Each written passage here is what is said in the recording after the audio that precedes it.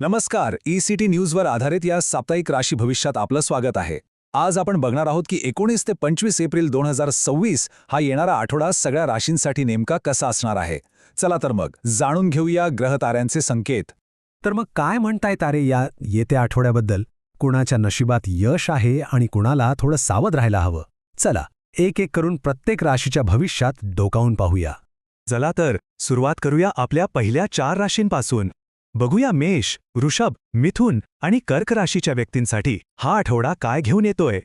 सगळ्यात आधी मेष राशी. तुमच्यासाठी हा आठवडा खूपच पॉझिटिव्ह दिसतोय. म्हणजे तुमची जी काही कामं खूप दिवसांपासून अडकून पडली होती ना, ती आता मार्गी लागतील.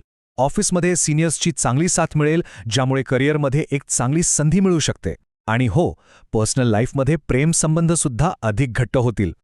आता बघूया वृषभ राशीसाठी काय आहे. तुमच्यासाठी तर धनलाभाचे योग दिसत आहेत. घरात एकदम आनंदी आणि उत्साहाचं वातावरण राहील. जर प्रवासाचा काही प्लॅन असेल तर तो नक्की करा, कारण त्यातून फायदाच होईल. आणि सगळ्यात भारी गोष्ट म्हणजे तुम्हाला तुमच्या कुटुंबाचा पूर्ण पाठिंबा मिळणार आहे. मिथुन राशीच्या लोकांसाठी हा आठवडा व्यावसायिक आयुष्यासाठी एकदम बेस्ट आहे. नोकरीत असाल तर प्रगती होईल आणि व्यवसायात चांगला नफा मिळण्याची शक्यता आहे. इतकंच नाही तर गुंतवणूक करायचा विचार करत असाल तर हा काळ एकदम योग्य आहे. सोबतच लव्ह लाईफमध्येही काहीतरी चांगलं घडणार आहे. कर्क राशीसाठी हा आठवडा थोडासा मिक्स राहील. म्हणजे काही गोष्टी चांगल्या घडतील तर काही ठिकाणी काळजी घ्यावी लागेल. विशेषतः खर्च वाढू शकतो. त्यामुळे पैशाचे व्यवहार करताना जरा जपूनच. आणि सगळ्यात महत्त्वाचं, आपल्या आरोग्याकडे अजिबात दुर्लक्ष करू नका. चला आता वळूया पुढच्या 4 राशींकडे. पाहूया सिंह, कन्या, तूळ आणि वृश्चिक राशींच्या नशिबात काय लिहिलेलं आहे. सिंह राशीसाठी हा आठवडा भरपूर आनंदाचे क्षण घेऊन येतोय. कामाच्या ठिकाणी तुम्हाला यश मिळेल आणि आर्थिक परिस्थितीमध्ये सुद्धा चांगली सुधारणा दिसेल.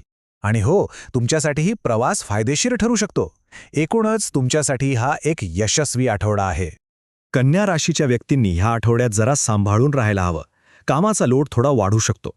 त्यामुळे टाईम मॅनेजमेंट करणं खूप गरजेचं आहे. पैसे खर्च करताना किंवा गुंतवणूक करताना काळजी घ्या.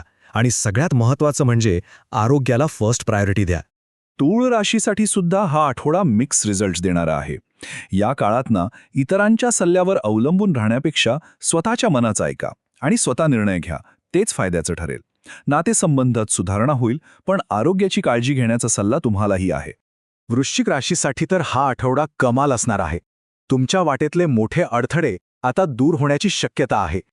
नोकरीमध्ये प्रमोशन आणि मोठा आर्थिक फायदा होण्याची संधी आहे. आणि तुमचा व्यवसाय असेल तर त्यातही चांगली वाढ दिसेल. हा आठवडा तुमच्यासाठी खूप महत्त्वाचा ठरू शकतो.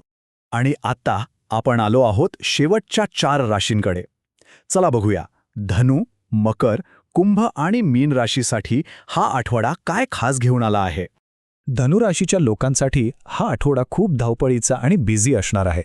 पण चांगली गोष्ट ही आहे की तुमच्या मेहनतीचं फळ तुम्हाला नक्की मिळेल. प्रवासातून फायदा होऊ शकतो. आणि हो, करिअरमध्ये तुमच्यावर काही नवीन जबाबदाऱ्या येऊ शकतात, जे तुमच्या प्रगतीचं चिन्ह आहे. मकर राशीच्या व्यक्तींना या आठवड्यात जे हवं आहे ते यश मिळण्याचे चान्सेस खूप जास्त आहेत. तुम्ही जे काही ध्येय ठरवलं आहे ते पूर्ण होऊ शकतं. कुटुंबासोबत छान वेळ घालवायला मिळेल आणि आर्थिक फायदा होण्याचीही शक्यता आहे. कुंभ राशीसाठी हा आठवडा काहीतरी नवीन घेऊन येतोय. तुमच्यासमोर नवीन संधी येतील, पण त्या संधीचं सोनं करण्यासाठी तुम्हाला काही महत्त्वाचे निर्णय घ्यावे लागतील. पण लक्षात ठेवा, घाई गडबड करून चालणार नाहीये. पेशन्स म्हणजे संयम ठेवणं खूप महत्त्वाचं आहे. मीन राशीसाठी पैशाच्या बाबतीत चांगली बातमी आहे. धनलाभाचे संकेत मिळत आहेत. कुटुंबामध्ये सुद्धा सुखशांती आणि आनंदाचं वातावरण राहील. पण तुमच्यासाठी एक महत्त्वाची सूचना आहे.